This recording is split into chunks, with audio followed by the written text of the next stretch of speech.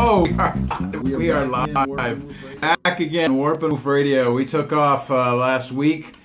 Grateful to have spent some time Thanksgiving holiday with family, and that's a wonderful thing to be able to do that. We had a great time with grandchildren, of course, as you might well imagine. Anytime you have grandchildren in the house, that's a wonderful, good thing. So we were grateful to do that. Our kids came down, all of our children were there, so that was nice.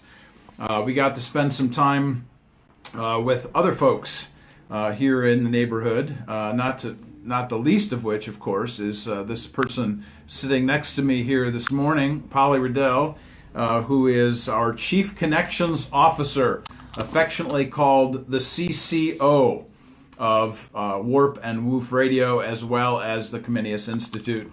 Good morning, Polly. Glad to have you here with us today. It is a mighty title, isn't it? I love your response to the title. That's a good thing. Yeah, Goodness. Well, we're glad you're here, and thank you for spending a few minutes here with us this morning. We are back, Warp and Woof Radio at RadioNext.tv at the Cool Groove site. Always want to give love to the man and his machine that's been doing this thing for 7 years. Limping along. We are glad for the grinder sitting across the table from me, so thank you for that. So just a bit of a introduction, of course, to the Comenius Institute. Comenius Institute crosses three bridges. One into college, where I sit with students at IUPUI, helping them to think Christianly about their subject areas. Glad for the opportunity to do just that. And then, of course, we cross into communities, where our emphasis is always on the radio show. Bring in lots of different folks. It dawned on me this last week as I was thinking about the whole fundraising letter and all that kind of stuff, year-end bit, that we've had over 200 people in this show. Wow. Over 3 years, about 150 shows here over 3 years. We'll come up to that about the 1st of February, actually. But it'll be 3 years the 1st of February. So we're glad to have had this opportunity. And of course, one of the big things for us is to emphasize the connection between black and white leaders throughout Indianapolis. So that's what we've been doing for the last 3 years. And then, of course, then we cross into culture. And the cultural emphasis is always different. It shifts consistently. This last year, for instance, I wrote a journal article that's appeared in a journal, which is really in the academy, in the university segment of life. That's really important. I'm also teaching at IUPUI, which is really good. I've had lots of opportunities to speak in various venues here at Marian University here just recently. And new opportunities coming up that we'll be talking about more as the days go on. But we also want to make sure that everybody knows that we have a brand new movie out, which is a 45-minute film which tells about Comenius Institute and about those three bridges that we cross. Polly, why don't you give us just a baseline response to how did you see the first premiere of this? I guess that's kind of redundant, isn't it? First premiere, the premiere showing of our movie that came out here on the south side of town. Tell us about some of the responses from some of the people. Well, it is a very interesting venue that we've chosen. I worked in the new construction industry, and I thought, let's have this be in a model home so people can come in. You're in a home environment, we're sitting around comfortably in couches and easy chairs, and we're watching the video. Mm-hmm. It's hard to tell everyone who you are, Mark Eckel. I get tongue-tied every time I try to explain the magnitude of what you do.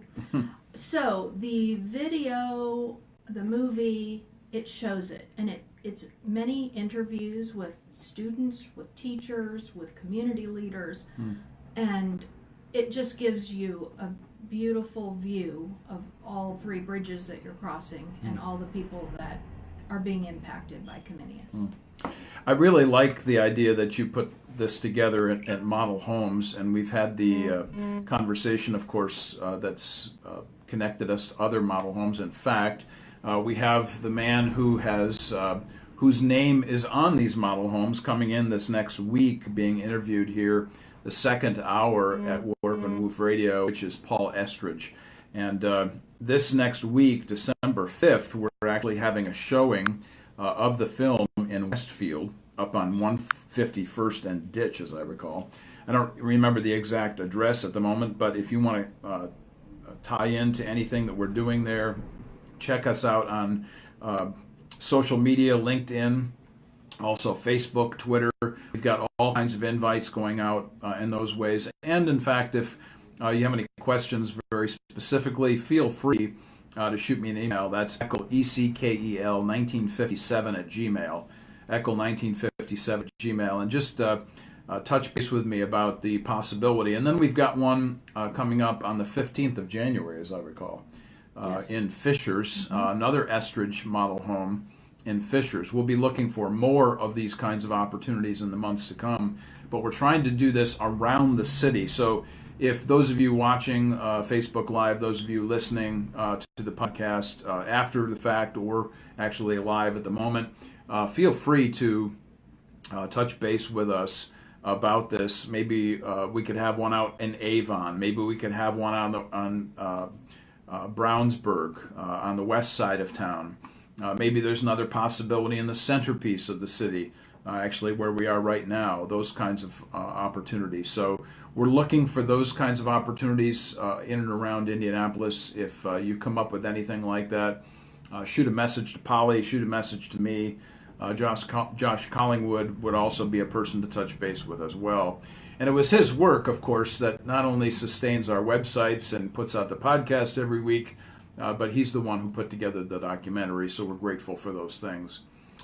We have had some fundraising going on here this week, so that's been good. A fundraiser that's actually been generated on Facebook. Josh put that out for us. We'd be happy for you to contribute to that. Feel free to jump into that. You can put in however much you would like. Some of the funds will be matched depending on Facebook connections, those kinds of things. But check that out. We are looking at fundraising for Comenius, as a lot of nonprofits are here at the end of the year. So we're grateful, of course, to be invested with process again here at the end of this year. This is our third year as the Comenius Institute. Glad to be participating in the kinds of things that we do. And of course, for me as a professor, this is the end of the semester, which means that I'm really tired and I'm grading all the time and reading all kinds of student work. And so, those things are very positive for the most part, because grading and assessing work isn't one of those things that professors just absolutely love to do. So we're going to take a one-song break, and when we come back, we'll have a chat with Polly, with HB across the table from us, talk a little bit more about things that are happening here in the near future. But until our one song is over, we'll be right back. You're listening to Warp and Woof Radio at RadioNext.tv at the Cool Groove site. Okay. Those of you on Facebook Live, we continue, of course. So, thoughts? What would you like to discuss here in this hour? Anything that comes to mind? It's your show. You give me fair warning what you might want to say. What you know how right. I don't like this. I think we need to discuss this journey that you're on, the 3 phases of the movie and your journey. Because, as with your brother, I'm sure this journey, when you first started out all fresh and pumped up, it was a little journey along the way. Oh, yeah. There's some twists and turns, man. Twists, turns, holes in the ground. Oh, yeah. You know he hates that word. I can't use that word journey. Oh, you can't? He says, take that out. I love that word. Yeah, everybody uses it. Part of my thing about journey is that it's overused. The other part of my thing about journey is that people really, from a Christian vantage point, it's much more an Eastern mystic kind of thing. Where we are on the road, but we never reach a destination. Christianly, of course, that is not something that we would. What have you in this journey that you You're gonna push that word. This, I'm sorry. Man. No, That that's was- okay. see, You that go was right ahead. me. what's a better word we should use? Quest? Road. Oh, I like Quest. This quest that you set out on. I mean, what has been some of your most surprising things? Because I've been trying to culturally introduce you to my people as best as possible. Yeah. And candid as possible, as Yeah. truthful as possible, without seeming like I hate my own people. But see, this is the reality of what we deal with Yeah. in the different cultures. Man, is unbelievable. Yeah. And if you can't get over those hurdles, then we can't grow. But Yeah. it is what it is. Yeah. It's just what it is, man. Yeah. Yes. I think, let's talk about the difficulties, Yeah. the positives as well, but the difficulties, I think people need to hear those things too. Oh yeah, It's- man. Because you've been smacked in the face with race, baby. I mean, race Yeah. relations is tough, man. And people don't intentionally do that. It's just the creatures that we are. Mm-hmm. The creatures that we are, man. Yeah. I see Craig Recca is on with I us noticed today. that. Hey, Craig, good to see you, His man. ears are burning because we were talking about Oh, you this morning. absolutely. We need to get with you, Craig. Yes, we do. Very Said the soon. guy not in the picture. Morning, Charlotte. Good to see you, brother. Yeah, all kinds of folks that are watching us. John Fitzgerald, good to see you. Nick Ettinger from up in the North Country. Wow, this is fantastic. Amanda, great to see you here. Rita and Ken, thank you very much for joining us. Oh, and Ping, Dr. Ping, two of my favorite people. Oh, thank you so Would much. they be hiding behind the camera? Yeah, good morning, Lee. Lee is a radio man himself. It's great to have somebody like that watching us as well. Betty, I'm wondering how the great state of Georgia is treating you after your trek from Ohio. Would love to chat with you about those things. Amy and Cedric, thanks for joining us. Dale, for your presence as well. Curtis, grateful. Thank you all for joining us here today. So where's your mom? Yeah, I don't know. Mom, where are you? She's probably listening. Yeah.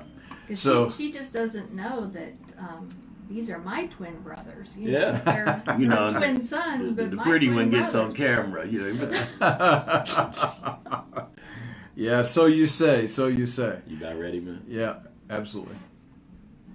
Bring it in. And we are back, Warp and Woof Radio at RadioNext.tv at the Cool Groove site. Thanks for joining us here today.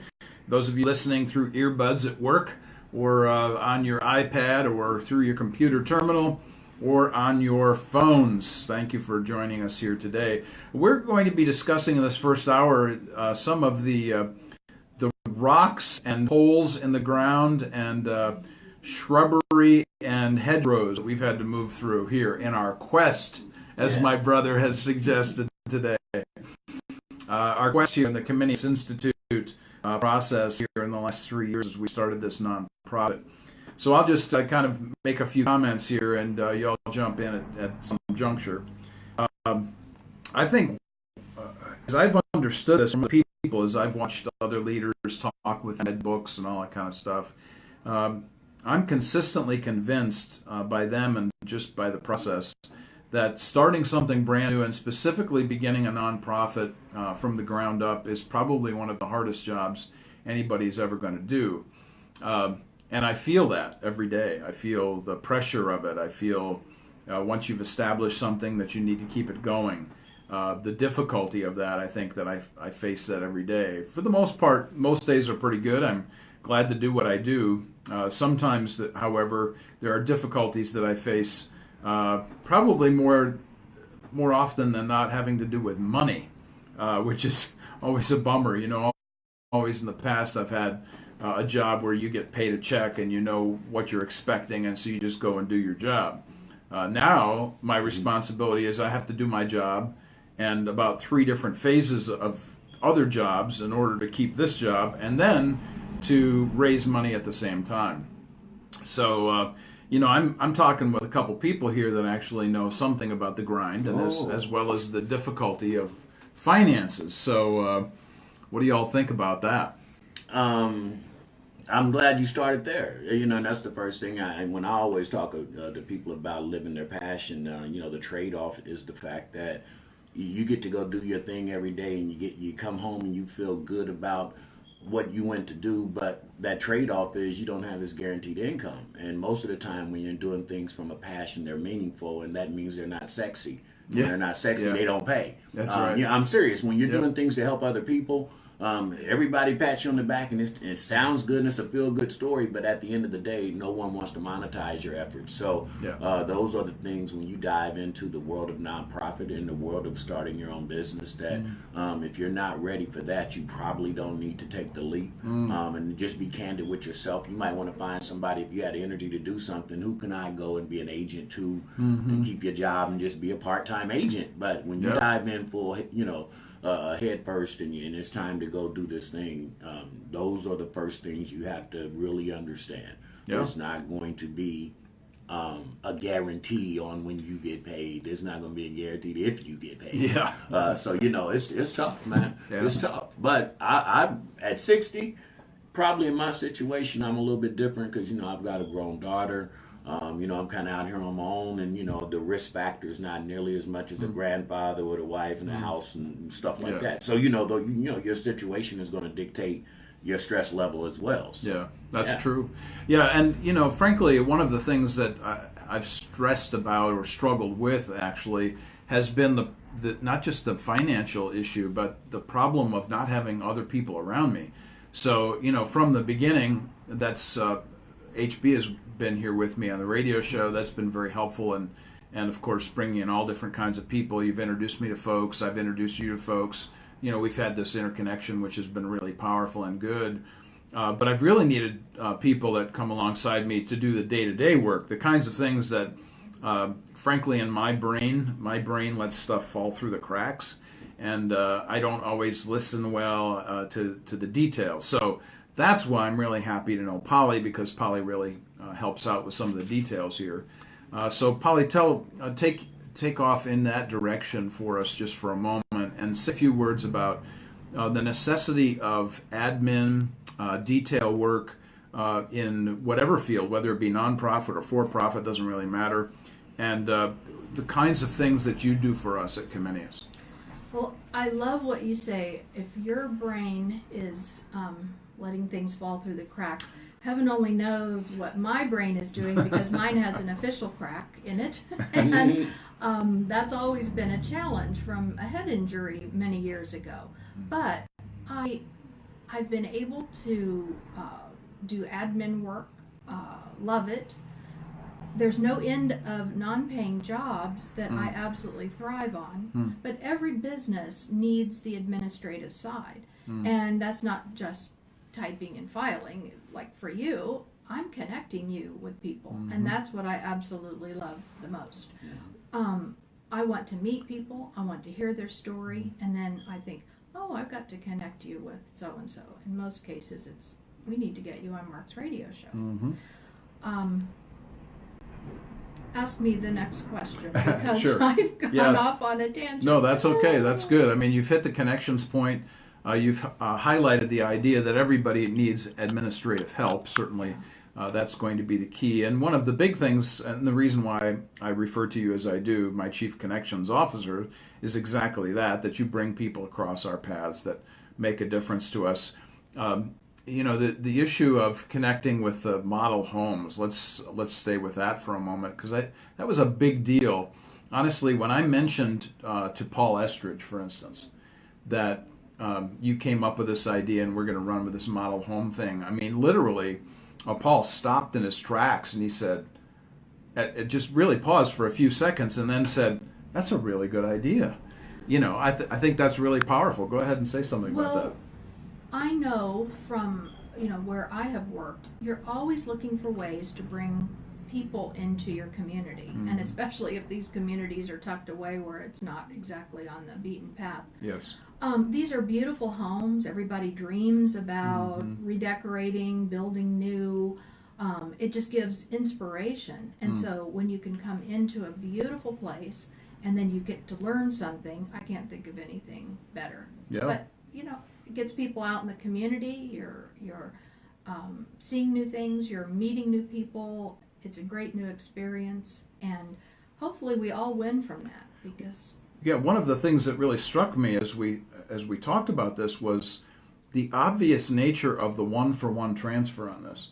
The transactional emphasis beyond the transformational ideas that we as a nonprofit are interested in, the transaction between a model home owner and somebody who, like us, who is really interested in having a space and a place, this is kind of a no-brainer for the model homeowner because they actually get walk-through traffic. So you get people walking through the homes. Even in our first showing, the premiere showing of the film that we did down in Southport area, when I talked with Paul about this, Paul Estridge, he said, I'm always looking for new ideas. And so, there would be lots of us who would love to go out and build a new home and, have fun with all of those kinds of things. But just getting ideas about what Absolutely. Things are like. Yeah.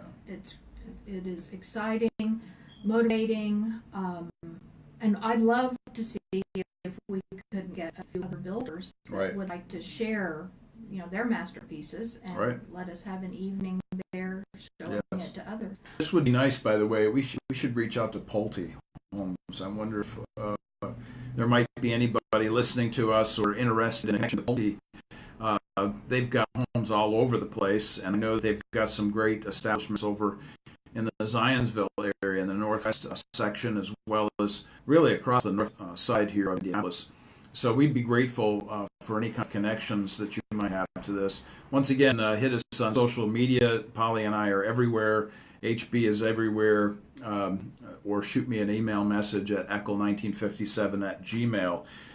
We're talking here about the connections that we are making and the necessity of the kinds of things that we go through in creating a nonprofit.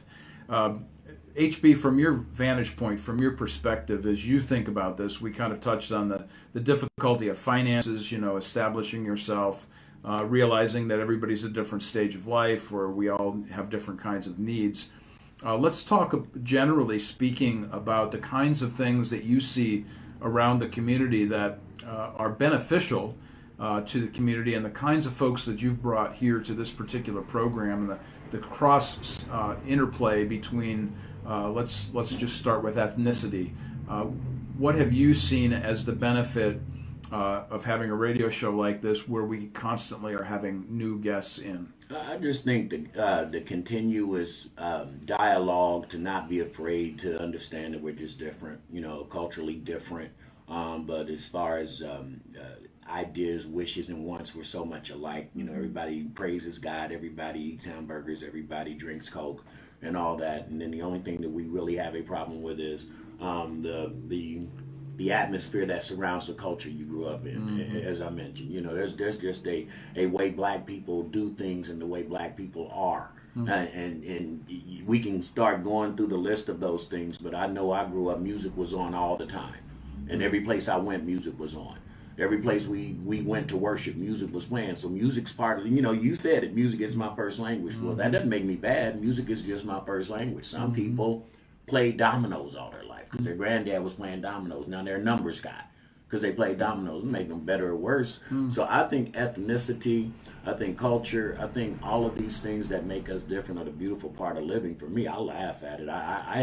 I am incredibly, incredibly insensitive to being a black man. Let me put it like that. I feel like the spirit rolling around in this black body that God put me in. He put me in this 3.5 foot frame, but my spirit has no connection other than this is how I got to transfer through my walk every day.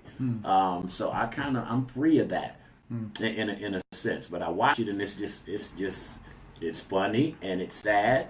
The differences that we allow to stop us from being in harmony. Yeah. It's sad. So, when I see that, I just say, okay, how can I keep making it better? How can I keep saying, okay, be authentic, be original, and don't get caught up in a lot of the stuff that I see people getting caught up in. One of the things that we say to each other and about each other is that we're each other's twin. Yeah. Tell people why that is and why that's a powerful idea. Because I think spiritually we were meant to match. We were supposed to meet each other. I think that we are free enough to be two just really good men who have different ways that we do things. But when it comes to loving people, treating people, the hierarchy of where your Holy Spirit, your spirit, your soul, and your flesh, all of that, we are twins in that sense.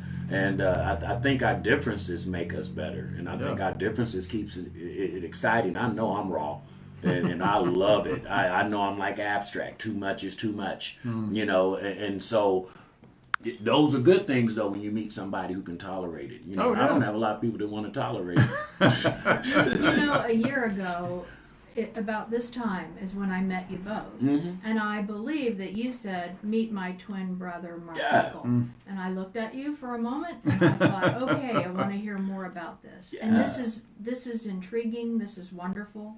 For some reason, I end up being the only white person in many different environments, and I now have a real understanding of what that feels like. People are looking at me strictly because of my skin color, and it just permeates the atmosphere, and we can't do that. No, I mean, what I'm saying is it blocks so many of the visions and so many of the hopes that we say we have, and then we'll let something as ignorant as you don't look like me, or you don't like licorice and I like a Snickers. But I mean, we'll let stuff like that stop us from being, you know, just in harmony in the community. And I think one thing that's going down now is we have taken everything, and it's not just, it is not just politics, it's religion. We have taken everything pretty much and made it to where before we ever start talking, I'm who I am. I'm this label. I'm a Catholic. I'm a Protestant. I'm a Democrat. I'm a Republican. I'm a Packer. I'm a Bear. You know, and what happens is we never can talk because you've already parted ways with communication because I stand behind this badge, and I ain't standing behind no badge. I'm just not, man. I don't want to be identified by anything other than I'm a human being, you know, this Christ-led warrior trying to do good in the community. After that, then we can talk of the other stuff. And I think that's the problems that we have a lot of times is that before we even see who this person is, we've already identified by the label or the brand, I don't like this person. Yeah. I think that's sad. Yeah, it is definitely sad. Yeah. One of the issues that Polly brings up is meeting new people and being in environments or atmospheres that we're not used to. And one of the things that's true about the kinds of work that we do is that we go any place with anybody, doesn't matter what group or kind of group that we're with. It really doesn't matter to us. Just take, for instance, one of the connections that you made for us on the show, Dolores Kennedy. Dolores and Diana, they are my favorite people, but I have to tell you how I met them. A friend of mine reached out about a year ago because I was wanting to network and kind of get my entrepreneurial career going. And so she said, "Why don't you look at this realtor group?" That's all she said. And I had an address. I went far, far north. I'm out of my region. You know, I live south. I'm so far north. I walk into this beautiful model home, and I'm the only white person there. I thought, well, this is going to be good. I need to figure this out. So, of course, you know me. I ask questions. I want to get the story. And I learned about the CIRA organization, the Realtist organization.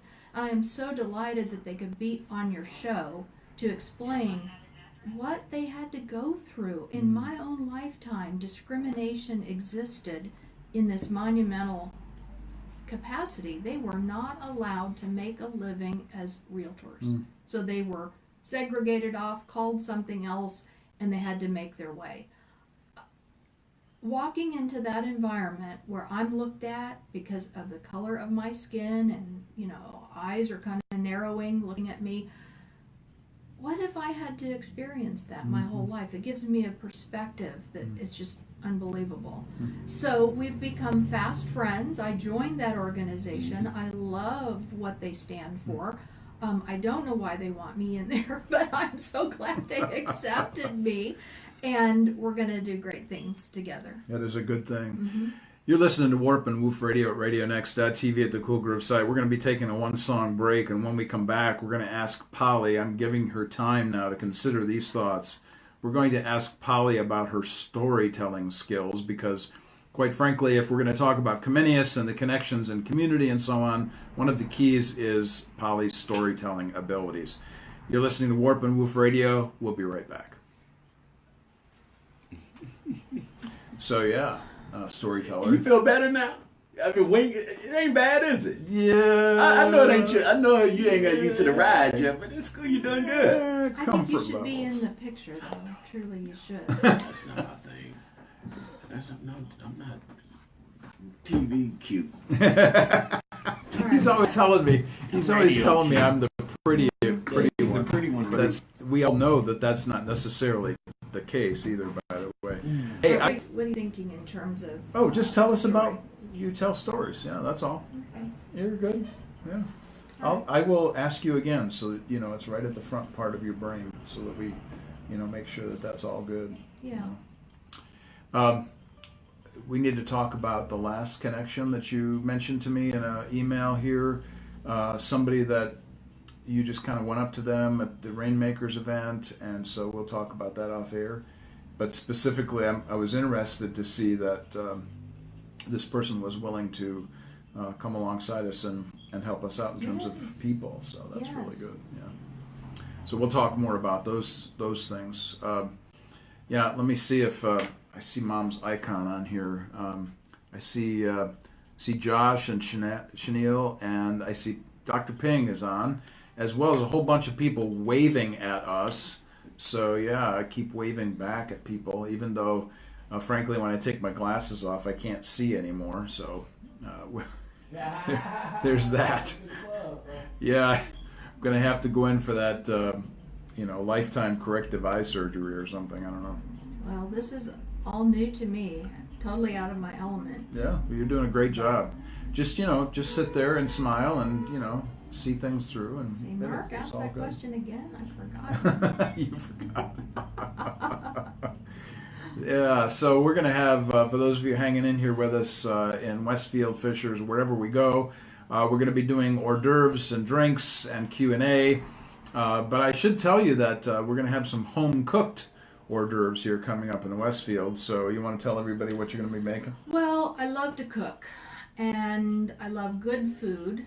So there's a few things I'm working on. I will take suggestions of anything that would be a nice finger food. Mark asked for something savory and puffy. I can't possibly believe that you would say that. Yeah. Because puffy and savory, it's right up there. Yeah. So. For somebody like me, I'm just thinking, I can do little things. I like to cook too, but, quite frankly, I'm a meat and potatoes and vegetables kind of guy. So it takes me a long time to do cordon bleu or something, Well, I'm a puff pastry kind of girl. There so you go. We got the who knows puff. what we will. We got the puff and the pastry going on here. Pastry girl. That's it. That's cute. Dr. Ping says you're doing a good job, Polly. Oh, so well, hang he in there. knows how difficult this is. So thank you, Ping. We love your support. Always. Yep. Thank you. You He's the mean a man. lot to us. He's the man. Yeah, we've grown to love lots of people around Indianapolis, not the least of which is Dr. Ping Nen Chi, and thank you always for your support, brother. Always glad to be in your presence. Actually, you got a great picture of the two of us once talking one day out in Greenfield. That was kind of a nice picture. Oh, I remember that. Yeah. Yeah. That's Yeah, nice. I like that picture too. I keep all of those pictures in a file actually, and bring them out from time to time when we need to say, hey, we actually know each other. This is the person that's going to be there. Yeah. I think getting your story and taking your picture, Yeah. it just helps me remember. Sure. So that's why I do it. We have to say something about HB at this juncture about pictures because I think I was the one who took the picture of you, by the way. Which one? Do you remember? Oh, that? yeah. Yeah. Oh, that's yeah. That's my favorite picture of you. I actually man. got a date because of that picture. Shoot. All right, all you ladies out there, be listening now. We got my twin over here wanting the whole date scene there. Okay, all right. You are welcome, Polly. You are welcome, Dr. Mark. Thank you, Dr. Ping. We're always grateful. And saw some good news about the opportunities that you have at your school. We need to get you back on the air again, by the way, too, and we'll make sure that happens. Dr. Ping wants to know why HB is hiding. He's kind of off Tell camera. him I'm shy. He's camera shy. So there's your answer, Dr. Ping. He's like I'm not in pictures a lot. No, I'm shy. How about that, Doc? Yeah, well, that doesn't fly with me, but I'll take it. 20 seconds. 20 seconds. We'll be back. Those of you watching us Facebook Live, thanks for hanging in there with us, enjoying our time always on Facebook Live. And those of you picking up the podcast later on, you'll be hearing about Polly and HB and the kinds of work that we've been doing at Comenius. And we are back. Warp and Woof Radio, Radio Next. Dr. Pingnan Shi is also collaborating with us here today. Dr. Ping says, yes, I'd like to come on your show. Dr. Ping was on the show, I think it was last year, and we'll make sure that happens again. In fact, Ping and others, we are thinking about doing a rotation of co-hosts, so something to consider for the future here as we roll some new things out. I wanted to say to people, go ahead. That's one of those segue moments, man. Yeah, You start mentioning Dr. Ping, then I've got Dr. Yip, and I've got Dr. Echo. And I sat up here and I'm thinking, and you start talking about ethnicity and stuff like that, and I said, look at this little black boy from Forest Manor neighborhood, rolling with all these different doctors from these different parts of the world and stuff like that. And then you start, the trade-off I was talking about. Sometimes money just doesn't comfort you the way that this little world I live in is satisfying. So I just thought I had to say that because we started on money, and I'm like, okay, when you get the richness of that, those of us in academics, actually, and Dr. Ping will certainly appreciate this point. Those of us in academics, you don't go into academics for financial wealth, that's for sure.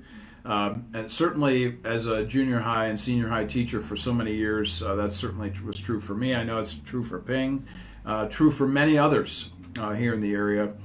We are in academics because we actually believe in the next generation, which, by the way, HB, I do believe you're all about that too. Absolutely. Yeah. Don't get me smiling now. Now you turn my light all the way on now. Shoot, I get to see my youngsters today. HB is all about the young people. Always grateful for his excitement about being with them, seeing them grow up. And we talk about being next generation people all the time. You hear me quoting Psalm 71, 14 to 18, until I'm old and gray, which I am both, by the way.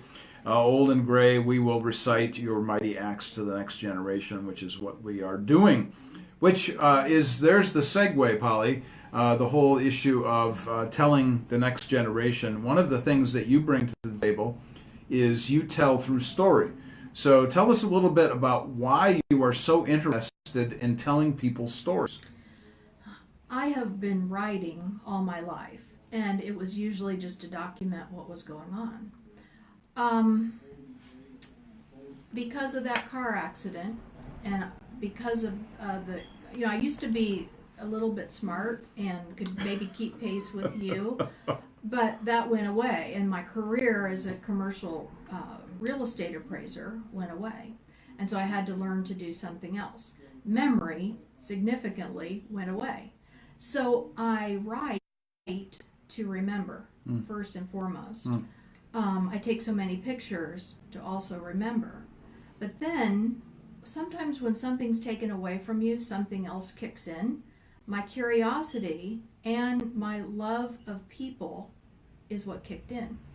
So I remember when I moved back from Florida to Indiana, my hometown, I was part of a new church plant. I was the only single person there. I was surrounded by happily married couples, so I just felt like a total misfit. And I said, put me at the front door, I'll be a greeter. So I thought I won't stick out and be such an odd duck there. So I greeted people. And then that wasn't enough. I thought, I need to see people for how Jesus sees them. I need to look for their golden nuggets. So then every week I would have more conversation. And this grew to the point that I couldn't wait to see everyone and catch up on their stories. And then I think that launched the whole thing. It's the curiosity. I love nothing more than to sit down with you and find out who you are and then write about it. And I've got to write about it because I can't talk very well about it. So I put it in writing, and then we've got it forevermore, and then I can refresh my memory. So that's a good thing. Yeah. Storytelling and memoirists are very important. I'll say that word again, memoirists. are very important. That is, people that are keeping track of folks' histories. There are other terms and other phrases for what that means or what that does, but making sure that the history of people is not forgotten. I remember once, for instance, I was teaching a whole section in a sophomore class on genealogies, that is, the history of how people are and who they've come from and so on. And specifically, this was surrounding the discussion about Jesus and his genealogies. Well, one of the things that I asked my students to do over a weekend was to go have a talk with their grandparents. Well, you would have thought that, you know, the whole world had just been conceived for some of these young people, because they'd never asked their grandparents about their stories, ever. And now they were confronted with an assignment where they actually had to go and talk with somebody about their past. And what they discovered was this marvelous, wonderful thing that they'd really, frankly, been missing out on. So let's talk for a moment about the issue of what we miss when we don't participate in other people's stories. My mother has been an expert genealogist. She has our family completely documented. But what I'm looking for are the stories about those people. I want to know. And her thought is, well, I have a certain perspective. Well, let's go gather all the perspectives, because how my mom might have seen her father, my grandfather, we could be totally different, but both perspectives are valid. And when they're gone, how do we remember? Even if we don't have a memory problem, how do we remember our heritage and what we come from? Right. The necessity of the past is huge for us. As you know, from an academic point of view, my focus is always, we don't want to lose the past, because if you lose the past, then there is no future. You have nothing to think about in terms of what are you going to build on for the future. And that's a really important idea. Just for an example of this, and we talk about crossing bridges into culture, for instance, tomorrow night I'll be with a group of people here in Indianapolis discussing the famous book by George Orwell, 1984. And actually in my classes, in some of my master's level classes, that's one of the requirements in the class, is that students actually have to read this book and then respond to the book. And one of the key concerns in the book is the necessity of keeping your history. Because if you don't keep your history, then there really is no sense of a future, and you become an automaton, a technocrat. And this was Orwell's greatest fear. He was, of course, fearful of any kind of totalitarianism. Just as a side note, been telling my students for years, the only difference between communism and fascism is spelling. And that really kind of summarizes my view of this, that, you know, if you're a totalitarian, authoritarian state person, I'm not interested in your views, because you're basically saying you want to usurp everybody else's freedom. So just as a point of reference, I am pro-freedom.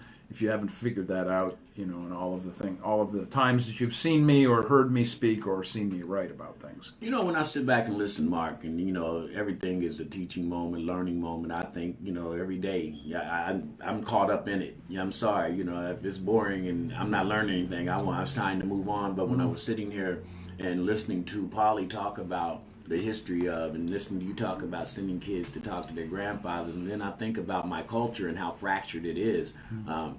Some of the problems that we have stem from the fact that we don't have a history. Yes. We don't understand. I mean, a lot of African Americans are not fortunate enough to go and ask their grandfather what their life was like, because the grandfather's not in their life, or the grandmother's not in their life. So we, you know, as we start to want to understand one another, you know, these are some of the things that a lot of other cultures need to understand, that, you know, it's been broken a lot of times in the African American community, not by anybody's fault. I mean, there's no blame out there. It's just the reality of the fact. Yeah. And so how do you help fix that fact? How do you help cure that wound? Because it's there. And I mean, when you start, like you say, when you start looking and you don't have a history to look to, then how can you have a future to look forward to? If you don't know, you know, I had a little boy actually at the YMCA ask me, Mr. HB, he was 11 years old. He had never been around a black man that was old. So he didn't even, he asked me, had I ever been a kid?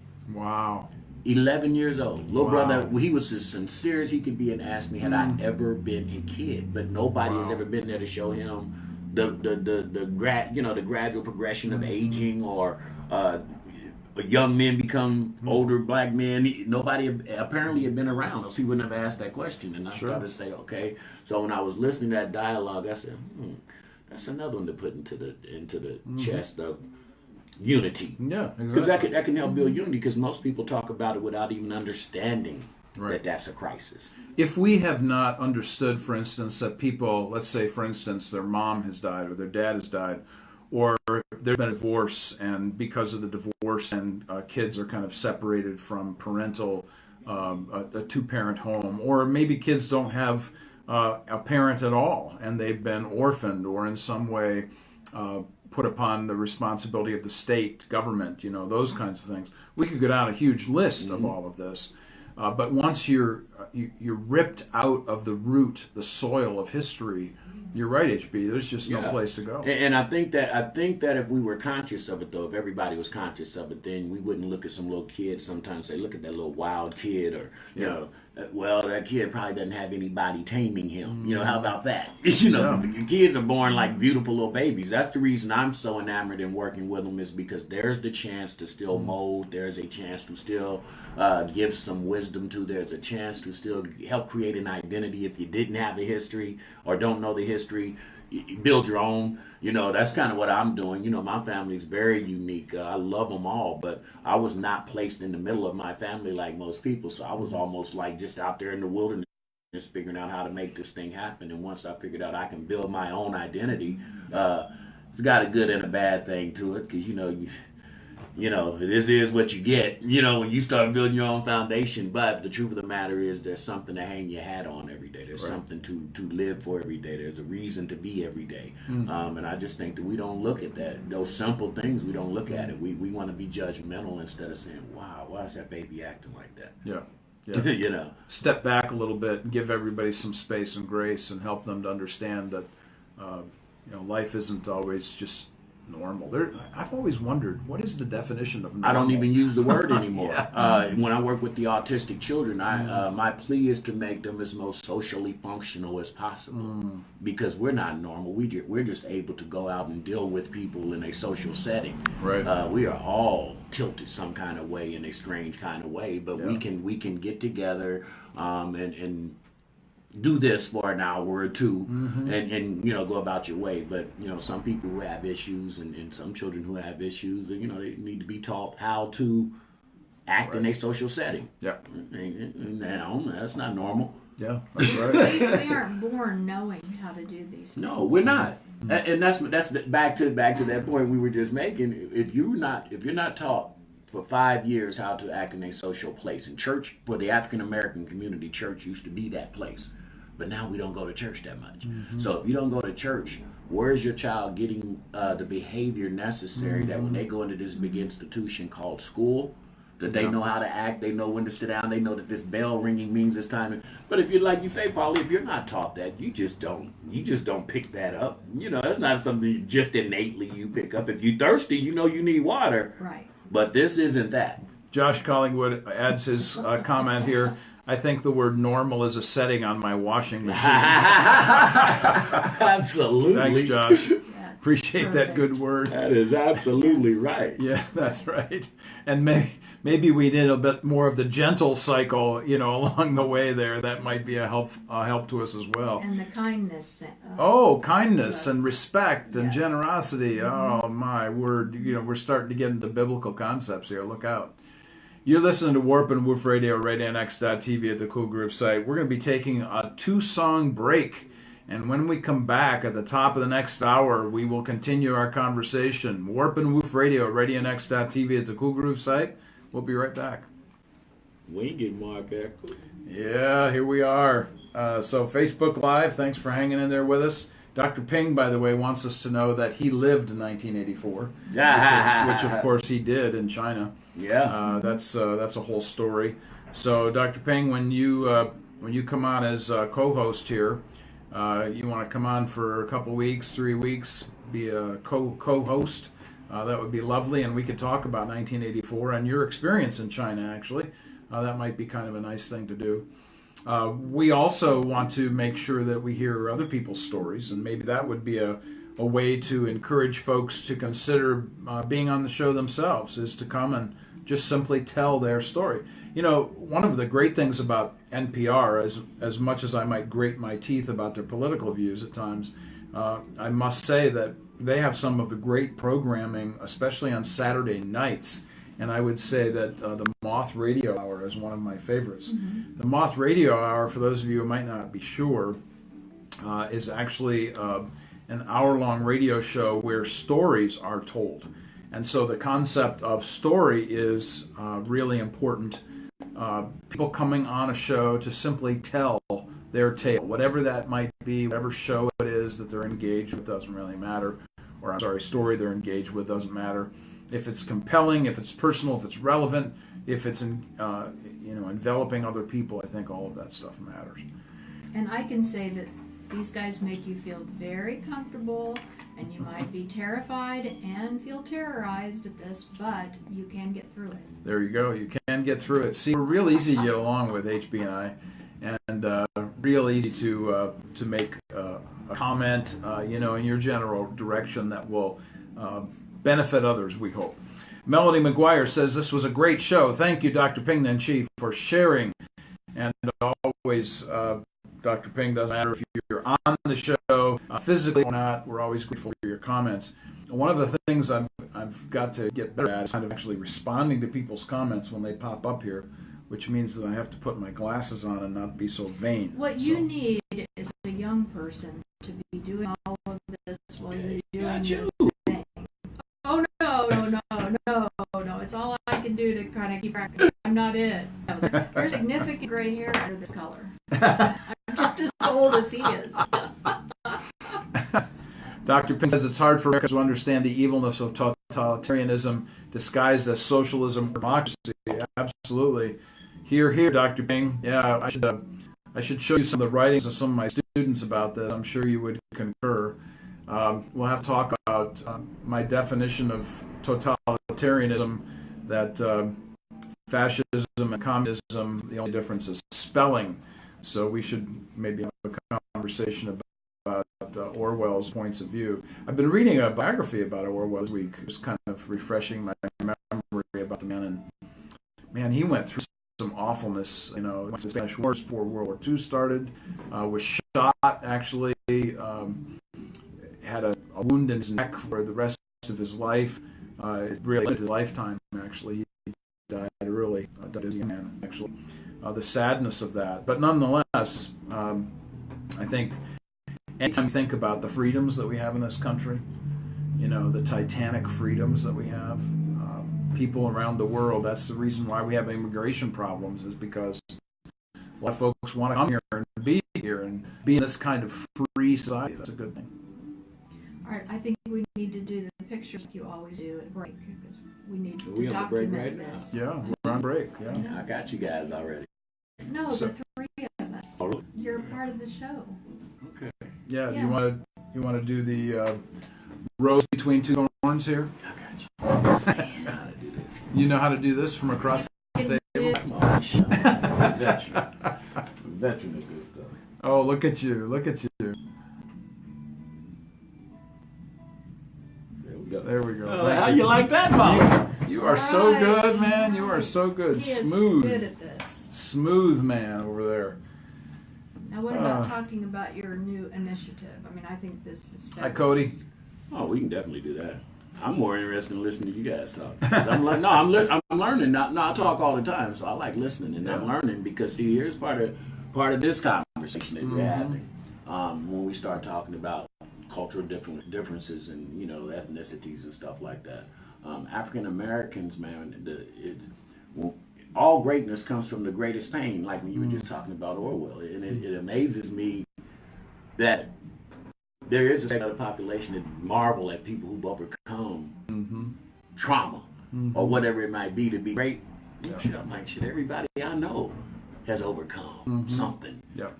From the community I come from, if they made it, they've overcome something. I mean, I had to overcome a lot of different, little things to just exist and survive. I know some people who their parents aren't their parents, and they didn't find out they weren't their parents till they was 20 something. You know, I mean, it's, you know, that's trauma. You know, so but most of the environment that I come from lives in that. Hell, that's where they come from. So it's like it's not a feat, you know, for us. It's not a feat to watch your mother work 3 jobs and you know, raise 6 kids, and you know, everybody's okay, and then the kids all go to college. It's like, you know, How'd that happen? that's what happened. Yeah. You know, it was the norm.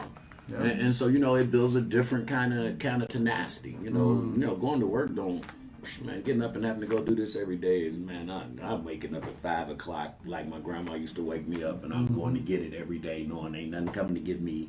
Nobody's knocking on my door saying, "Hey, HB, you know, we like you." Here. Yeah. It don't happen that way. Yeah. So, you know, you learn those things early, and it's just amazing when you listen to the conversation, expectations versus, let me go kill something. let me go butcher something. You know, really. I mean, that's how I look at it. I look like I'm like every day on the Serengeti, that lion's trying to get something. He only gets one out of about every 6-7 days. He might get one. He works hard getting that one. That's the reason I love watching them pull them down. I'm sorry, I'm always on the side of the predator in those types of shows, because it's hard. The tenacity issue, that's the word that stands out to me in that sense, that we have to work really hard at what we do. It's not something that comes easily. So we're constantly battling that. You know, it's funny. Process. I listen to people talk about Miles Turner, and they keep acting like one day this guy's going to wake up and be tough. Like, man, I played enough sports to know either you're tough or you're not. I mean, I know some athletic guys, and they're very talented. They ain't tough. Don't mean they can't help the team, but they're just not tough. I'm like, Miles Turner's never going to just grow up and wake up to be tough. He's a good ball player, but don't expect tough. I wouldn't go to a fight with him. So, by the way, would you tell everybody who Miles Turner is? An NBA basketball player for Pacers. I'm sorry. You know, Thank you. He's a nice kid. And he's very talented. But the problem and the knock on him is he needs to get more rebound. He needs to go down there and battle more. And I'm like, this kid is not tough. He's just not going to wake up and be tough. Yeah. And so those are traits that, you know, I think are instilled because of what you had to live with and do. Yeah. That makes you tough. Yeah. You know. It's important, by the way, just for the sake of knowledge, that we need to give Polly as much information about any athletic comment as possible, because Polly my does not live analogy in goes that world. right up under that. Yeah, Polly does not live in that world. I do not. Just like you do not understand Color Street nail strips. See, you should probably Just put that don't right out in front of have the any people idea. right here. Oh yes. See, you see the nails there. good. Make sure to check out Polly's It nail. goes on dry. There's no mess. Instantly dry. You're ready to go. 10 minutes. Wow. The woman will sell this stuff to you. Wow. Look out now. Look out. We could be having our own sales program here, you know, coming up in the second hour. Perhaps we can talk about the second hour sales of nails. Oh my word! Go ahead. And we are back. Warp and Woof Radio Next. Too much fun on Warp and Woof today. TV at the Cool Group site. I'm thinking about Polly and her nails here, by the way, if you're wondering why I'm laughing. We were just on break here, 2-song break, and thankful to be back talking with Polly Riddell here today, who is the Chief Connections Officer for the Comenius Institute, and also HB Bell, for those of you who are not or on Facebook Live. He is behind the camera, doesn't want to be in the camera, so just everybody know that. Let me make this clear. I mean, we're in tight space, and I would rather have the guest on the camera. I have to produce the show. I mean, is that okay? You know, that's good. That's good. So we're always grateful for everybody's presence here, and HB, he'll be putting up our picture here soon, and making sure that everybody's in that particular picture. We're coming in here in the second hour of Warp and Woof Radio, RadioNext.tv at the Cool Groove site. Grateful for the opportunity to be with you here yet again. And I just want to point out to everybody listening that I am actually interested in seeing what kind of co-host of the co-host could we have here on the show. We would anticipate getting in lots of different voices. So if you've ever been across our radio show and you look at us and say, wow, I wonder if I could be on there someday. The answer is yes, you can. So make sure that you touch base with me. Shoot me a message on social media. Talk to Polly at some event that she's at. Shoot an email to me, eccles1957@gmail, and we'll get back to you and make sure that we plug you into the show. We're always looking for Christians who are doing good in and around Indianapolis, and that doing good, by the way, is based on the commands in Titus 3:1, 8, and 14.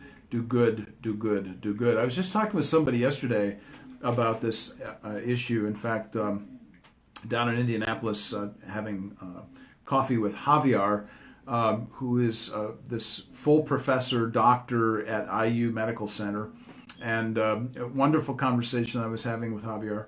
But bottom line was we were discussing this kind of connection that we might be able to have in the opportunities that we do on radio and the interconnections that we have on radio with people. And we talked about the doing good part and the beauty issues.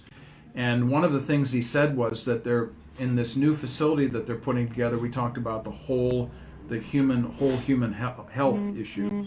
And he said they're actually going to be having an art studio in their health clinic because he said everybody needs beauty. And so we talked about flipping. I'm going to be writing an article on this soon, talking about flipping the conversation. Oftentimes, academics talk about truth, goodness, and beauty. I think we ought to talk about beauty, goodness, and truth. Nobody wants to hear your truth until they see you do good and you show them some beauty. So there you go. That's philosophical. Yeah. I thought you might have a word to say there about the issue of beauty. Oh, I find beauty in pretty much everything. I'm a real simple dude. I find beauty in just waking up every day. You know, I find beauty when people are complaining about the weather and it's raining. I find beauty in the rain. I just think everything's kind of a state of mind, and we have taken ourselves, I think, as human beings, a bit serious. You know, I do. I just don't even think we understand what this is half the time. You know, we're just spirits, man, flowing through this thing for a moment.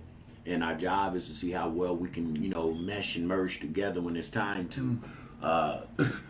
Yeah. After that, man, it gets real simple for me. I Sure. just don't put a lot of pressure on, you know, dates, times, and things like that. I don't look forward to like Christmas. Everybody's getting hyped for Christmas. I'm looking hyped for this next hour I hope I get, you know, or tomorrow that I hope I get. I mean, really, man, just being appreciative of like every daggone moment you get to be here. Right. And dealing with as less stress as possible. I think that we put ourselves under a lot of stress. We create stress. We let other people bring stresses that we don't believe. So when I look at beauty, it's not even from a physical or visual. It's a mental place to be for me. Well, HB, Melody here suggests that your concept was just brilliant. Her comment here on Facebook Live. So, Melody, thank you. Just keep patting HB on the back over Thank here. you, Melody. I love you. Yeah, see? There it is. Yeah, the issue of beauty is pretty important for us, and we take it for granted so often. I have to come back to this free culture in which we live. One of the difficulties, I think, for those of us who have so much is that when something little is taken away, we have a tendency to gripe and complain. And that's a real problem for us, I think, generally speaking. When we have so much, when something small is taken away, we think it's the end of the world. Yeah. I also think, too, Mark, that we don't concentrate enough on, as you mentioned, what we have. We're always chasing something. Mm-hmm. We're always looking for more. And I'm like, man, you know, I was driving down 10th Street today, and I mean, I'm serious. I'm getting teary-eyed now because I'm driving down the street, and this guy was up under the bridge, man. This was home for the night, and I was riding down the street, and I'm thinking, damn, how can everybody keep complaining who's waking up to go to the restroom and go get a glass of water, and we're complaining all day long about everything, and here's this guy sleeping up under this bridge, man. It was cold this morning, and I'm thinking to myself, man, if you don't see this and take the hint on quit complaining and quit wanting more and all that stuff, and, you know, and I'm not saying just sit there and don't want anything. I'm just saying quit complaining when you don't have stuff. Right. Yeah. And we have these huge expectations. I think one of the difficulties having first world problems, I think people generally refer to it as this, having first world problems is that we have so much. And when we don't have something that we want, we think somebody's done us wrong. And how far from the truth is that? We have so much already that we would think that somehow we are missing out on something when so many don't have much at all. I think we all need the exercise that I've been through in the last year. Stepping away from a set job into an entrepreneurial venture, where you just lose more and more and you have less and less. What are you going to do with that mindset? Are you going to rise from it? Are you going to make it a positive thing? Or are you going to become bitter? Are you going to complain? Everything you think is what ultimately happens. And I'm living proof that it just about all can be taken from you, and you can soar and be as peaceful and as happy. As peaceful. Actually, and I hate to say this for those who are aspiring for greatness and material stuff, at 60, I'm probably living worse financially than I ever have in my adult life. Same I've been here. pretty successful now, on limo companies and promotions, and did a lot of good stuff.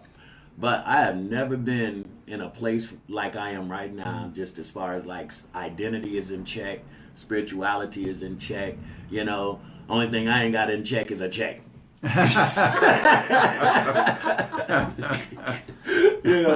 But seriously, those are things that I think that you mature to though as well. I wasn't this way 10 years ago. I was still chasing stuff 10 years ago. And I think over the last 5 or 6 years, divorce will do some things to help you either grow up or crash your world. It helped me grow up. Right. I'm still best friends with my ex-wife, and that's a beautiful thing. For people who think that, sometimes living together just isn't the best thing. I don't know what your situation is, but, you can overcome it if you do it properly. So, like Polly said, how are you going to use your energy? And I just posted out there this morning, #positive energy. That was what I hashtagged today. Because you either use it in a positive way or you let everything drain you. Yeah. And those are choices. Melody is loving you back, by the way, and making comments about your comments that really resonate and kind of ping back what you're suggesting here about not just the African American experience, but educationally, the responsibility of generational education, that kind of thing. So, you might not be seeing in the screen here, HB, but you're being heard. I love it. There you go. There you go. Yeah. We're talking here this morning about how we overcome some of the difficulties that we might be facing. Certainly in this particular hour, that's been part of the discussion as we think about overcoming. And we all overcome at different places and in with different kinds of attitudes. I'm always mindful of Viktor Frankl's famous book, Man's Search for Meaning. And this book really impacted me quite a bit. I remember specifically, and still, it's my hardback copy, I still have it. On page 67, Viktor Frankl, who lived through 3.5 years of Auschwitz during World War II, a Jewish psychologist that already earned his doctorate, his view of living through difficulties was this, and I'm quoting him now. He said that everybody can have all different kinds of difficulties. The difference is always going to be the attitude with which you approach those difficulties.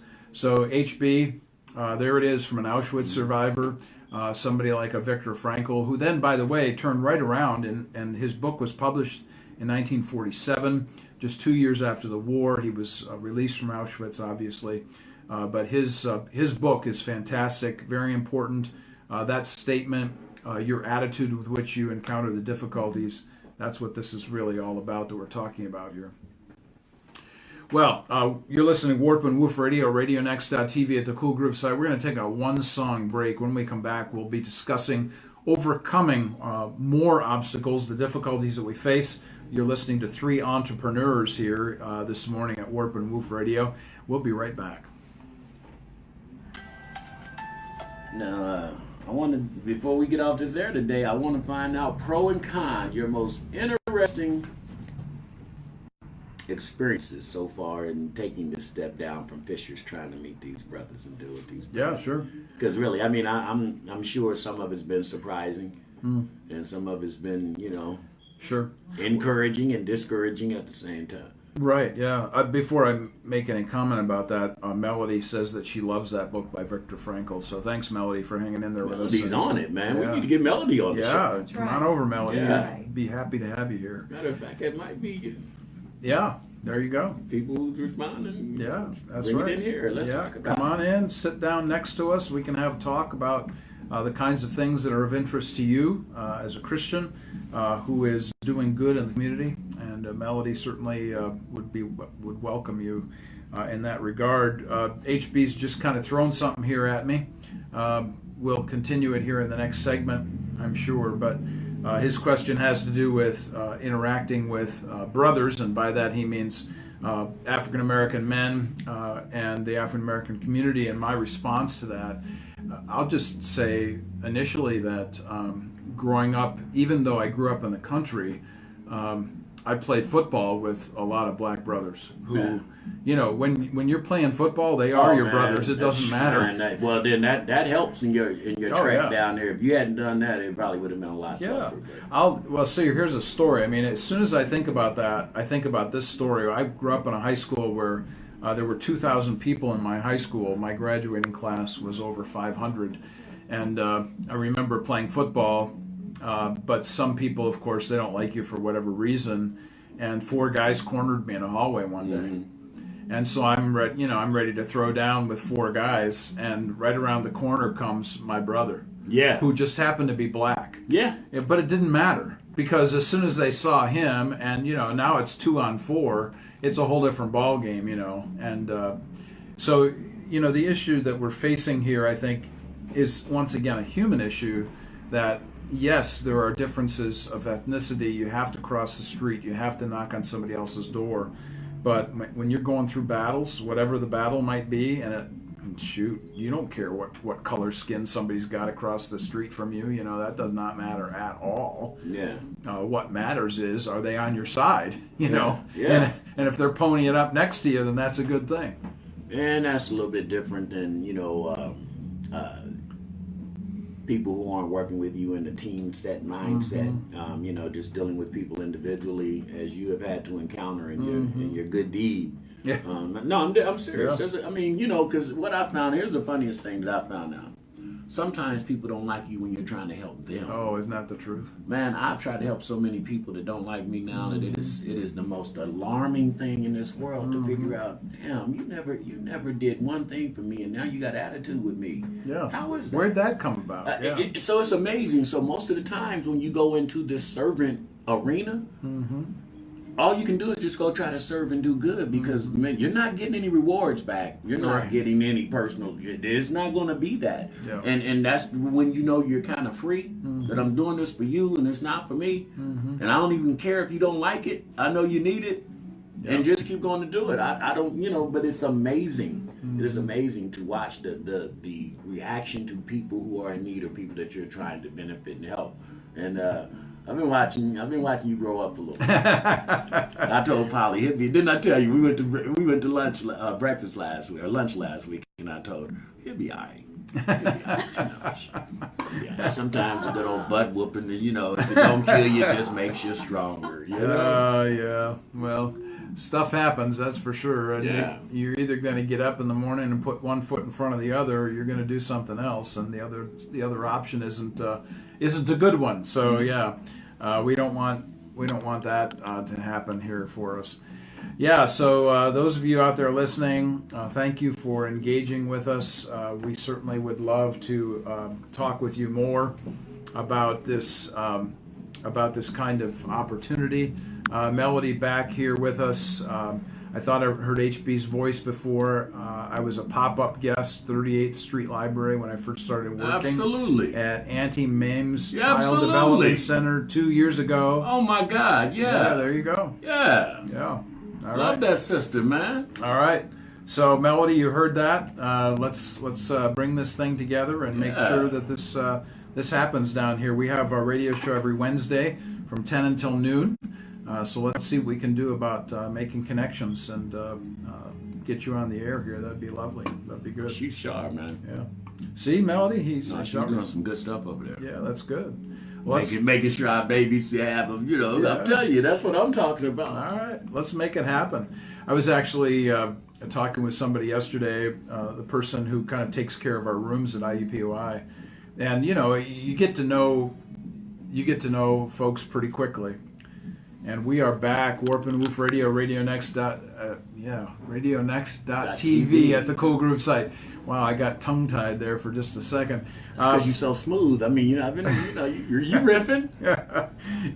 Can I say this too for your listeners? Jump right in. This is a monumental task today for my brother because normally, I mean this in a good way. Normally he is so prepared and ready, has his show segmented out, and today we had to do an impromptu. One of the guests didn't show up, so the show is kind of impromptu. I'm loving it, but I'm seeing him over here. He's over here, man. I've got 40 more minutes in this thing, but man, no, this is good. And sometimes spontaneity is needed and necessary. So there you go. You're doing a good job. And Polly, you thought this was going to be hard, and you working it over there too. Oh, well, it's good. Absolutely. It's good. We're glad that you're here, Polly.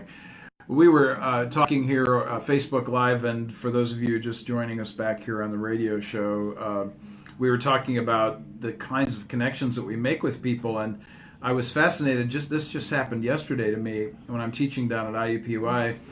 Somebody is always there with me at the beginning of when I get there, which is like at 7:15 in the morning, and they're maintaining the room and so on. And one thing leads to another. You have a conversation with somebody, and you find out, oh, they go to Eastern Star. So this person was going to Eastern Star, and so we start talking about church and who your pastor is and so on, and have these conversations.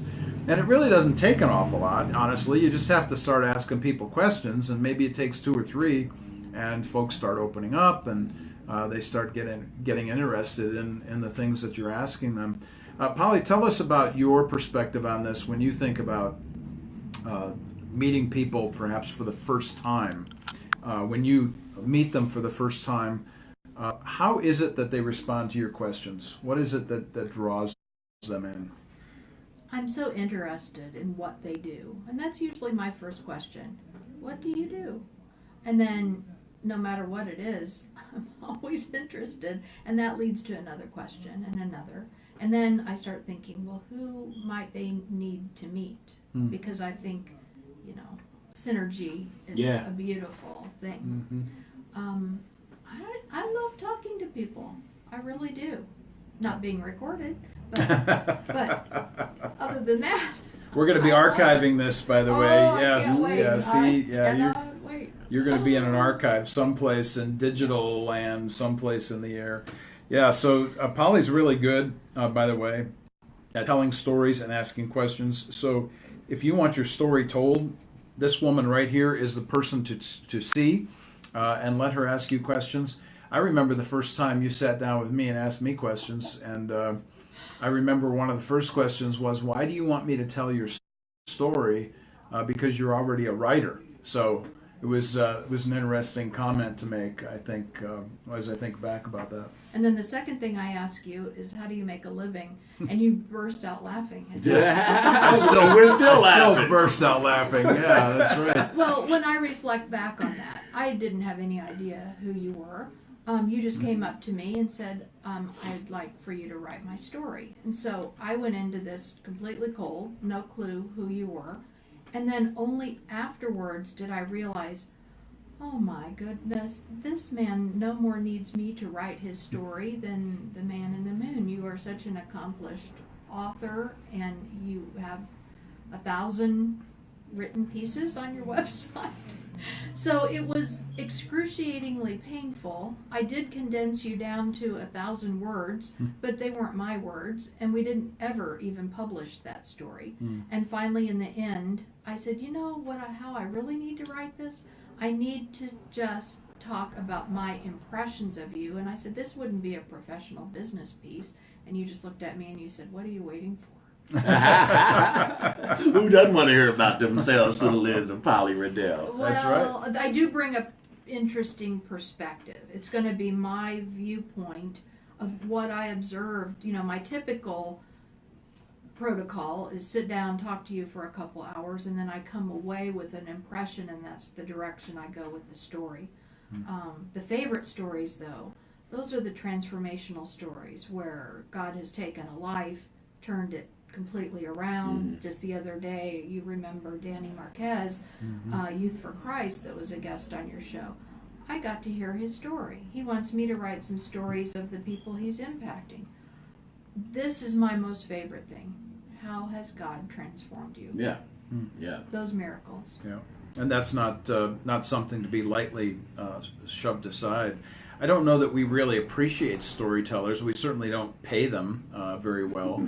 We don't pay writers unless you're, some big deal person who's published a bunch of books. And a Kuntz comes to mind, for instance, his pot boilers that you can read in an airport in a couple of hours.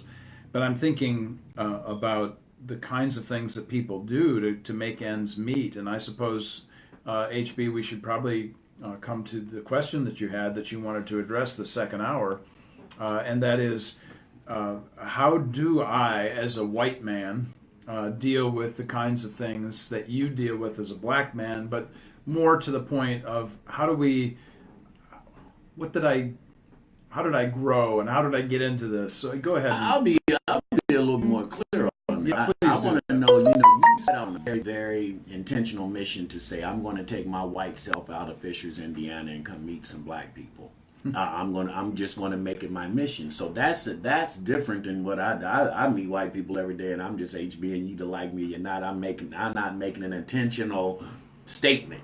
You made an intentional statement that I admire, because a lot of times we don't want to come out of our comfort zone, especially when we're comfortable. Yeah. And so to make that intentional move to say, let me go and see what this culture is really like, who they are, and be transparent about it, not be judgmental. And so my question is, even in making that intentional step, and it's a good move, the disappointments and the highlighted moments, I just want to know about it, because really, black people are funny, man. We some funny.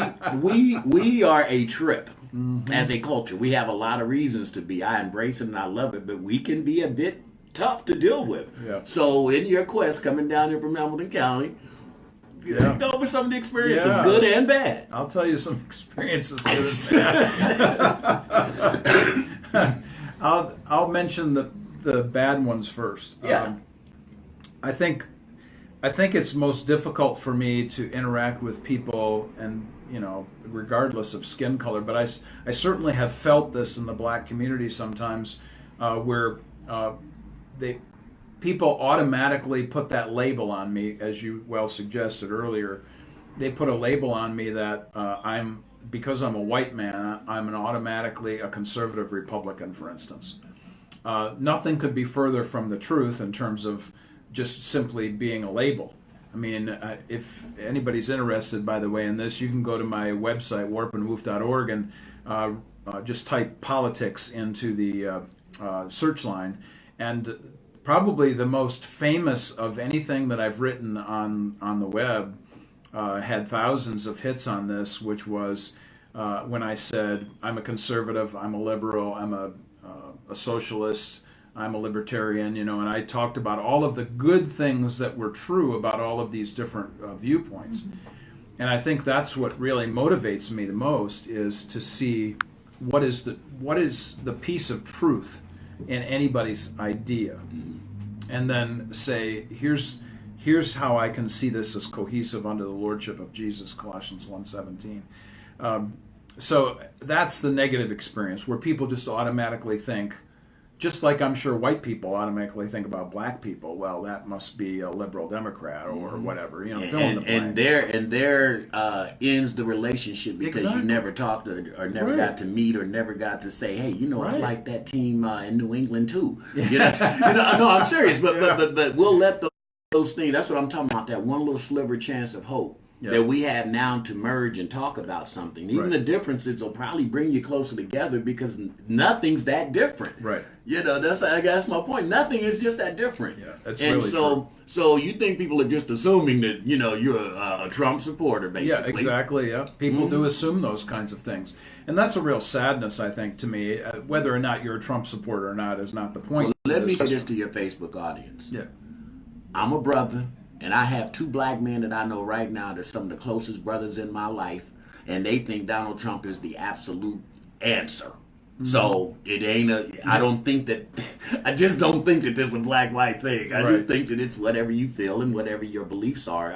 And most of their reasoning behind this is they were tired of the establishment. You keep lying and saying the same thing, so somebody had to come destroy it. So I don't know if they like Donald Trump as much as something's different in this political arena that can maybe change this game that we've been living up under for 250 years. It really is a game. Yeah.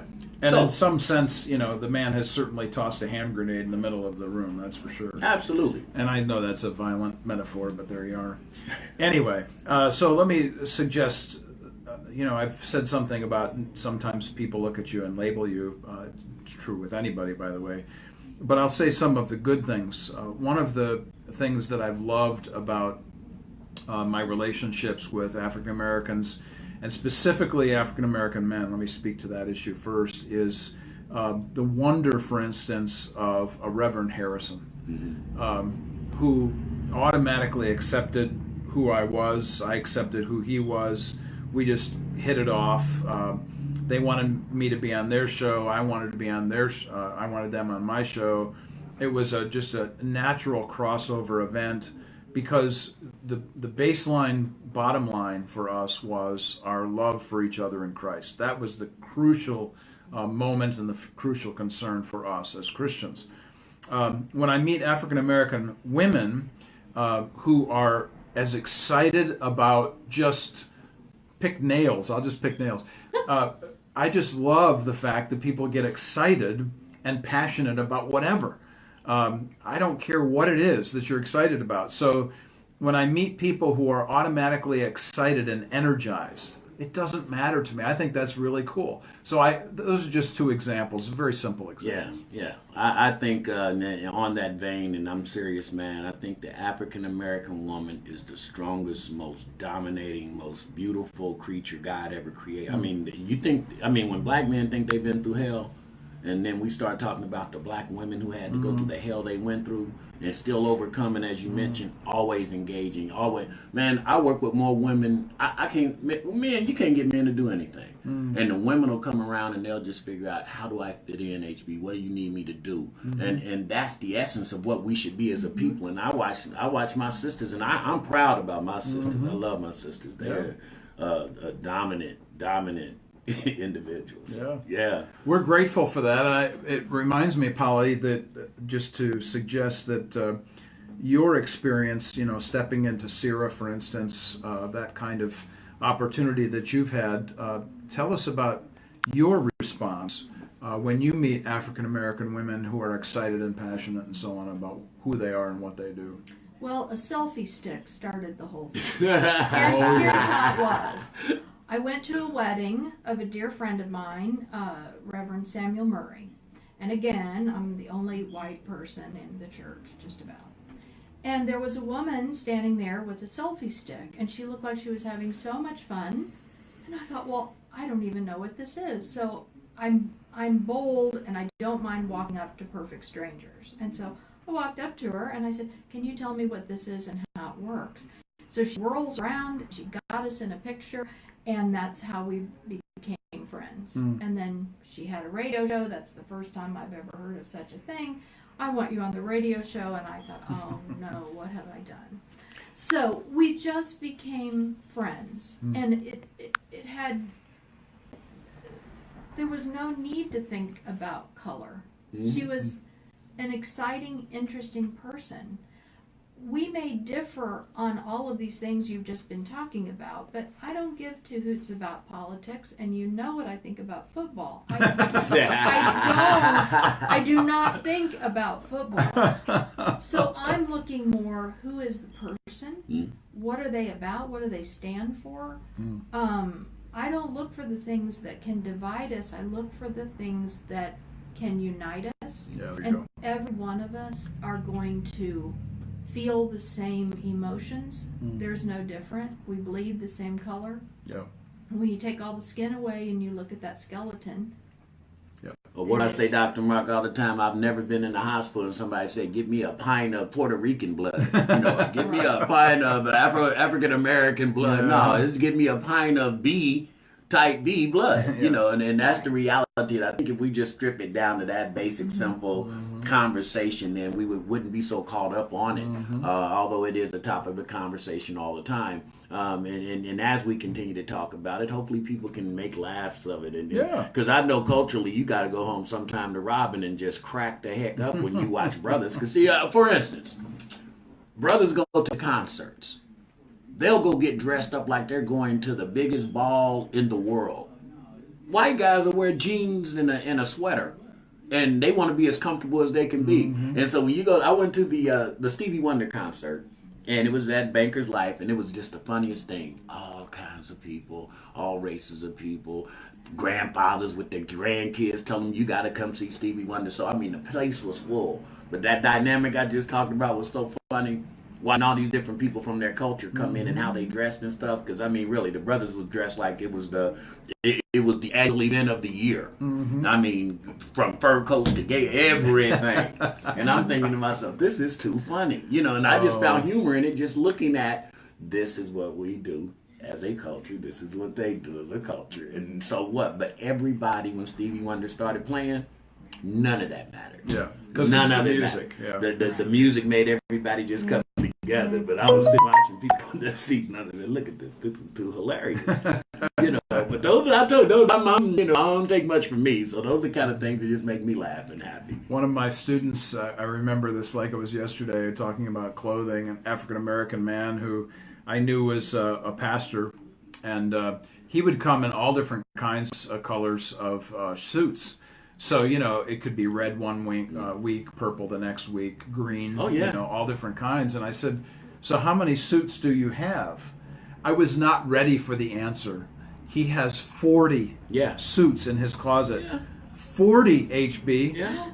That I have one suit. Now, I've got a lot of sport jackets, maybe 10 of those, but 40? I maxed out at about 32 when I was I had to take about 4 trips seriously because I lost probably 70 or 80 pounds in the last 10 years. And I mean, but you know, I was in a different suit. But that's the culture. My grandfather used to wake up. He was 27 years older than my grandmother. So he was retired and pretty much going, you know, Alzheimer's was setting in and all that. But my grandfather, like at 80 years old, would wake up, put on, like Mr. Rogers, put on his shirt, his tie, his sweater, and go sit on the porch. To go nowhere. He put a suit on to go nowhere. So every morning I got up, I'm watching Grandpa put a suit on. So I could not wait to wear a suit. I could not wait to go do business in a suit. But that is part of the culture. Nothing wrong with that. Nothing wrong Just with your that. culture. You know, that's what I'm saying. You know, what are you going to do? Tell the guy he's crazy because he wears a suit? No, you just wear suits. That's just the way it is. Yeah. You're listening to Warp and Woof Radio, RadioNext.tv at the Cool Groove site. Melody, we want to thank you again for another comment that you made here about the reason why she's still listening on behalf of all African American women. Thank you, HB. Oh, man, come on. There you go. Yeah. So, Melody, we have to sit down and have a chat and see what we can do about bringing you on the show. We're going to take a one-song break. We'll take one last break here in the morning. We'll be glad to welcome you back. We'll continue our conversation with Polly and HB in about 3.5 minutes after a one-song break. We'll talk to you then. Facebook Live, we are still here. Dr. Pingnan Chi. It is an old trick for the people in power to divide people by skin color, region, and religion. And boxes on applications and all that. I mean, because my reality is this. If we wanted to really pick the best person that we think could run the country, then there shouldn't be no label. It should just be, okay, here's the top 10 people that have their agenda before the people. Yeah. You'd be surprised at who would be running the country. And it would probably be a woman. Yeah. I'm serious. It would probably be a woman because I'm going to just tell you now, they're not driven by the power like men are. And what the public wants is just some equal land and some equal world to live in. I mean, this power thing has gotten out of hand. And so if we wanted anything, we take boxes away. We wanted the best person employed. We wouldn't have what's your ethnicity on the application. It wouldn't even matter. If you're really trying to hire the best person. Yeah. So, you know, like Ping is right. You know, all the things that America's built on is to separate, divide, so the power system can stay in play. Yeah. That's just a comment here to Melody. Melody, please do message me, Facebook, personal message, or just shoot me an email at Eckel, ECKEL 1957 at Gmail, and be happy to talk with you about. I think you did good on this impromptu thing. Doing this thing, yeah. Yeah, well, I'm still not very comfortable. I'm still sitting over here on pins and needles, so, being an academic, these I mean, comments that's... you're getting. Well, yeah. Good. I mean, that means you're doing something. I mean, something people are liking what you're talking about, right? If they're feeding it in and keeping the comment, hey, that's keeping the comments going, yeah. Yeah, being in the educational world for so long, you're driven by the structure and the order of what you do daily. Robin and I are having long conversations about that lately, about curriculum and the necessity of structure, even though within the structure, it's kind of like watching an NBA game or an NFL game, or pardon me, while now I talk about sports. No, transition in anything. Transition. How do you, the freedom that they have within the boundaries to play these games. The two-toe step touch before and they catch the ball out of bounds. Amazing stuff they do. But they practice it every day. Oh, yeah. Like I told you, you don't show up and then that just happens. Right. You're doing that when nobody's watching. Right. Yeah, I mean, you over and over and over, nobody's seeing you do it. I tell these young kids, man, the game is like the dessert. The meat and the food is waking up every day, honing your craft, or learning what you need to learn. Because when you get on the stage, you either ready or you're not. Yeah.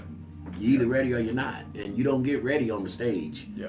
You don't get ready when it's showtime. You get ready. Students ask me a lot about the question of what kind of classes should they take, and if they're educational people, I will say to them, stay away from methods classes and take content. Because the more content you have, the more knowledge you have, the more background you have in a subject area, that means you can be nimble and quick. Oh, yeah. You can do the crossover dribble. That's what you're doing right now. Mm-hmm.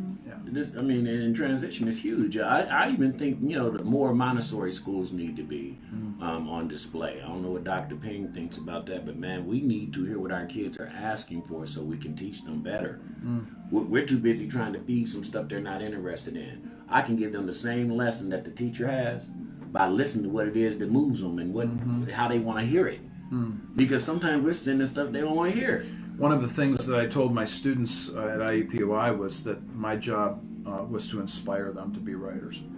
And so I have a young man that meets with me once a week for an hour outside of class. An hour. Yeah. A college student wants to talk to me. Well, there's only one reason why that is true, and that's because he really values what he's gotten in the class, and he sees that inspiration. He wants more of it. Absolutely. Yeah.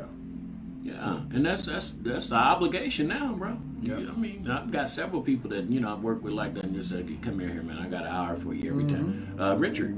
Yeah. Richard came in here for an hour, man, for about a year and a half as he was making his transition, and I'd sit there and just anything that he needed to be fed, I would feed him. Yeah. He wanted to know about how to start a business. He wanted to know about nonprofit. He wanted to know about anything, and everything that I had at my disposal, I was just feeding it. And I look at him now, man. I'm so proud of this brother. The new executive director for KG. For what? Community Action of Greater Indianapolis. Yeah, they just named him the executive director. What? Yeah, man. And this is 3.5 years removed from doing 26 years. Wow. Now, you're talking about get excited about something. Yeah. Yeah. I wonder if, would he be... And we are back, Warp and Woof Radio, RadioNext.tv at the Cool Groove site. We have about 10 minutes left on our show here today before 10 Point Coalition. And Reverend Harrison comes in and talks. If they'll be on the show today, we're grateful to know them and the good work that they do in and around Indianapolis, as well as other cities. He makes me get on the camera, right? He's holding this camera and turning it back and forth. Every time I start talking, he's shooting it in my face. Well, see, that's the reason why I have a tripod. I like things that are stable and orderly. Most instructors do. They do, yeah. I mean, I mean, who would want an instructor who wasn't orderly? Seriously, Yeah. I mean, because instruct means, okay, here's the rules, here's the way we need to do this. Yeah, Here's the way it gets done. It's got to have some structure. Yeah. I was telling this young person I was talking about Facebook Live here, those of you just joining us, we were talking about the importance of freedom within boundaries. So this young person I was talking with yesterday about writing, and I said, these great jazz musicians, the reason why they're so great is because they spent years practicing scales.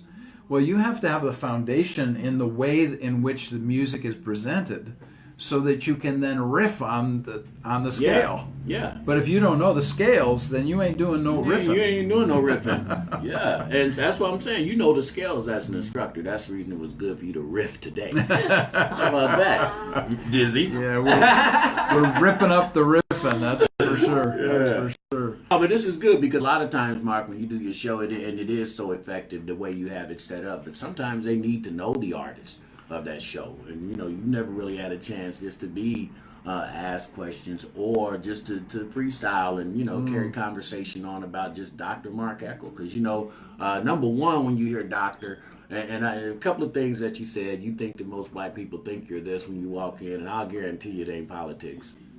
Really? Oh, they want to know, first of all, are you the police? Okay. Second, is he getting ready to come in here and try to buy up my neighborhood? Politics would probably be 6 or 6. They could not care less about your political affiliation, most brothers, just to let you know. That's not where they come from. They're trying to size you up, figure out what he doing here. Mm-hmm. Because, brother, like Polly said, most of the time you go in, and most of us as Christians, and this is the saddest part, and this is the reality, most of us as Christians, we talk this unity in this body, and heaven is supposed to have everybody up in there where nothing's going to be left out. But then when it comes to our earthly Christian walk, it's the most segregated entity on this planet. Yep. And it's the most mind-blowing thing for me. I'm like, we talk all this God stuff and all this stuff, man, and we will go run into our own little black church, our own little white church, and don't come mess with me. And then if somebody of another color walks in, we're looking around. I mean, Jesus, the message of Jesus stops, and everybody's looking like, what's he doing here? Or what's she doing here? And that's amazing for me as Christians. And I just laugh. One of those other things I just laugh at, man. One of the things that was striking to me when I went to Unleavened Bread Cafe was when I talked with Mama later on, who's been on our show too. She said, when you walked in, I thought you were a politician because I was wearing a blue jacket, and a white shirt and stuff. And so, our automatic view of what people might think. I'm just going to let you know, most black people aren't thinking politics when they see something different. It's going to be, like I said. It's going to be law enforcement. Oh, yeah, because when the law shows up in the black community, some drama's going down somewhere. So, that's the fear of the black man, just to let you know. That's probably who they thought you were with the law. I'm just kidding. But on a serious note, those are things though that if we understand and we're not as offended. I already understand. Smiling has to be part of my cachet. I'm 6'3.5", about 220 pounds. And when I walk in any place that's foreign, that doesn't recognize this black guy, I need to be smiling. So it makes me feel good anyway, but smiling is part of what I do because it's less threatening, especially coming from a big black guy. So if I'm smiling now in 1.2 seconds, you get a chance to look and size somebody up. I like that guy. Well, I can't stand his smiling teeth. Whatever it might be. But those are just things. And, I think if we just break it down and know one another, we're better for it. We're a lot better for it. The external is the external. It's not the internal. It's not who we are. So, Polly, tell us, I'll give you one last shot here at this. I know that you're just all excited about me asking you a question, but I'm going to do it anyway. When you tell a story about people, do you focus on the external or the internal? Why or why not? Oh, there might be a little external, but that's not what's important to me. I look more into the heart. I look at the motivations. And I usually have to tell a linear story. So I kind of have to start at the beginning and walk it through with whatever happens. But I don't care about the external, except when I met you two, and you was trying to forget his twin thing. Yeah. I was. I'm thinking, well, let's see how that could possibly work, and it was great. And little did I know, This Is Us would be coming on after I made that. How genius is that? Right.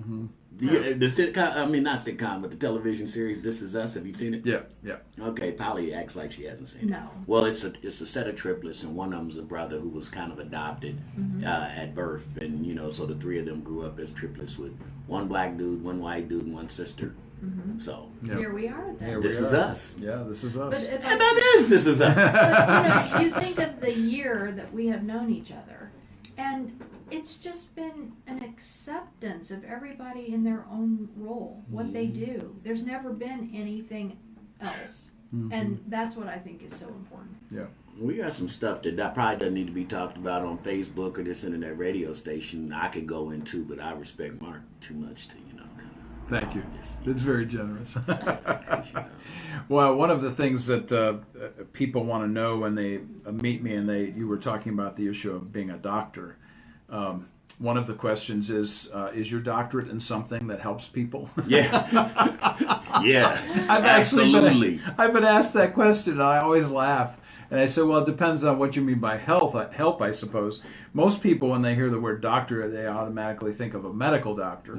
That's generally the case, or a scientist or something to that effect. I am a humanities guy, so I work in the College of Liberal Arts, so the School of Liberal Arts at IUPUI, and I'm really happy to be there because I'm about literature, I'm about writing, I'm about English, I'm about languages and culture and those kinds of things, because I think the necessity of seeing science and math as hugely important, yes, but there needs to be this crossover and interdisciplinary connection. So if anybody's out there wondering what my doctorate is in, my doctorate is actually in social science research. So that means I actually care about what people think and how people think and about their cultural background and so on. And so that really matters. And so, yes, you are helping people. I am in that respect. People think differently. And once again, it's the box structure we fall into, right? That's problematic for us, I think, sometimes. But anyway, to HB's question earlier about the doctor thing, there you go. I help people think differently. I think that's what my students usually say to me, too, is I've never thought that before. I've never had a professor like you before, that kind of thing. Well, I think that's the essence of real education, and then Dr. Ping's onto something with his school as well. I think that the structured school systems that we have been using to pretty much train people, Yes. and I say that train because basically you were going into jobs in the industrial age where you had to be trained to do the job. So it wasn't really going into a place where you're going to create. Yeah. Now we're in the creative age. You Right. you have to be able to think fast. You have to be able to access information fast. And the person with the information first is the winner, That's so right. to speak. And so when we start talking about liberal arts and teaching a generation of people what's going to really be necessary, the skills that are going to be necessary, you're going to have to intertwine the liberal arts with the sciences. Else you're going to be lost. You're not going to succeed at all. You're going to have information. You're going to have to know how to parlay it. That's right. One of the things that we know for sure is that data-driven organizations, scientific organizations, are actually hiring storytellers because they can understand the data, but they can't communicate what the data says or why it's important to anybody else. I'm actually having a meeting tomorrow on campus with what they call a capstone course, which is your last course in your senior year. But they actually want to make this interdisciplinary, and they invited me to participate in the course to help teach and bring in some different perspectives. And I'm very excited about that. I think it's very powerful, but the person I'll be working with is a professor of kinesiology, which is the study of human body movement. And so it's a scientist, basically. I'll be working with a scientist. So you've got a science guy and a humanities guy, and I think that's going to be a winning combination. I can't wait to hear these stories. Yeah, I want to hear that. Absolutely, you need to be Great. there taking the story down, probably Yes, writing that story. absolutely. That would be power in a jar. Yeah. We have come to the end of our show today. Thanks so much for joining with us. Melody, thank you for your good words here today. And Ping, thank you again. Do message me. Let's get this party started with where we might go from here in terms of some help with the co-host issues. Next week, however, we do have a guest that we want to make sure everybody knows about. Paul Estridge will be here of Estridge Homes. We're really thrilled that he's going to be with us here this next week.